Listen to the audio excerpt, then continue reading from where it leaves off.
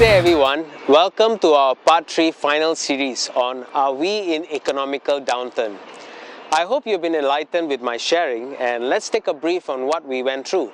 In part 1, we touched base on positive news of Singapore opening up borders, and with this action we are going to get heavy influx of population increase until 2050.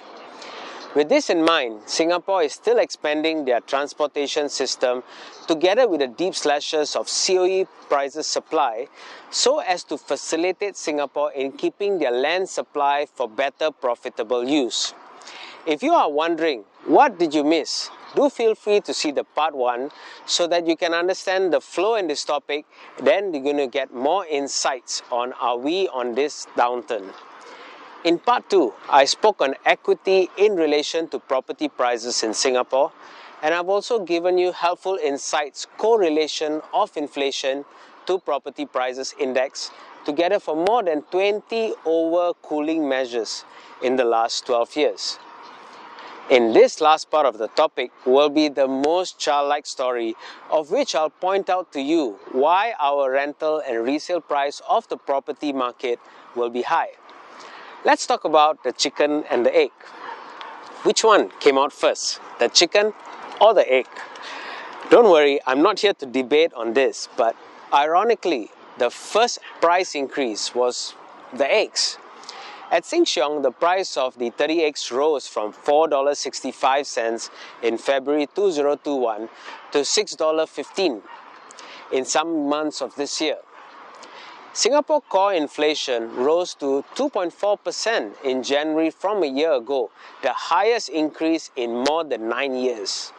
Now that's what I call inflation, and the inflation rate now is about 4 to 5%.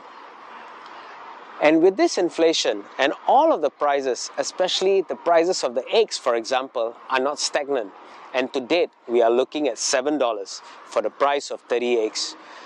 So what does that got to do with Singapore properties? Hold on, you will be about to be enlightened. Let's look now at the ban of fresh chickens from Malaysia.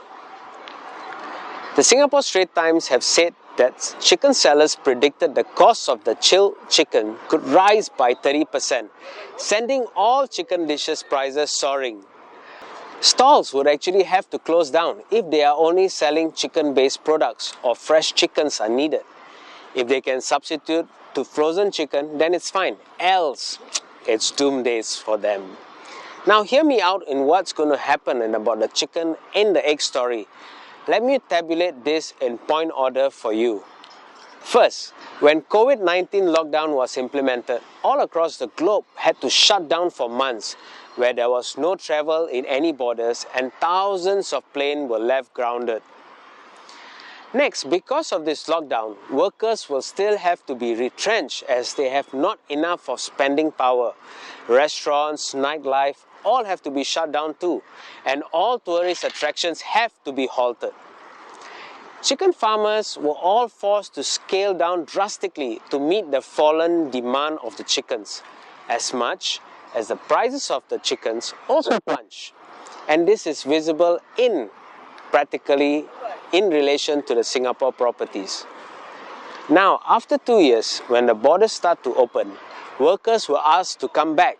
Demand picked up in the upward trend, and now we are facing the supply crunch. Why?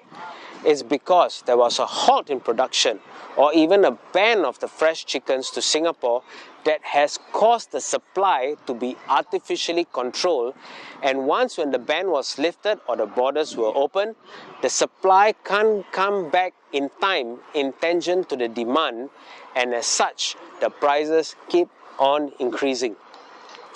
When the prices increase, business owners start to realize that there's greater opportunity to beef up their farming, and they start to hire more workers. But surprisingly, these workers don't come back to their work as usual, as they are accustomed to working from home or even 2 to 3 days off per week, or even work with Netflix on. So what will these business owners do to force them to come back to work or to lure them back to the workforce? They just increase salaries. Now, when they increase salaries across the board, prices of the product will have to be higher, and this is where the inflation will hit hard, especially in declining macroeconomical environment where we see now. Now, this is where I come to the rental price, and actually this is where the rental price comes to a boom. Watch this. Because of increased salaries amongst workers and amongst citizens and amongst all of us have more disposable income to pay for a premium home or even to buy homes in the long run. So what will happen to our property prices? That I'm sure you'll be able to answer. As in my part 1 and part 2, together with this part 3 segments, all the answers have been very visible to where it's heading. Moreover, when I walk and talk with different business owners across the board, many of them have employees where conveniently say, "Boss, your competitor paying me 5,000 per month and you are paying me 4,200 a month. Can you match it?" Somehow this game just continues. In the nutshell, salaries are getting higher, employment is getting tighter, and therefore the increased prices are still here to stay as long as the supply can't keep up with the demand. In conclusion, this egg and chicken story will give you a very good illustration to the power of inflation with wage increase together with demand that is still far against the supply that can be produced. As such, this is our current property trend. The demand is so strong and the supply is not there for all of us at this point of time. Well, I hope you have enjoyed my part 3 series on Are We in the Economical Downturn? If you have further clarification, do not hesitate to call me or send me a message and let's have an open discussion together.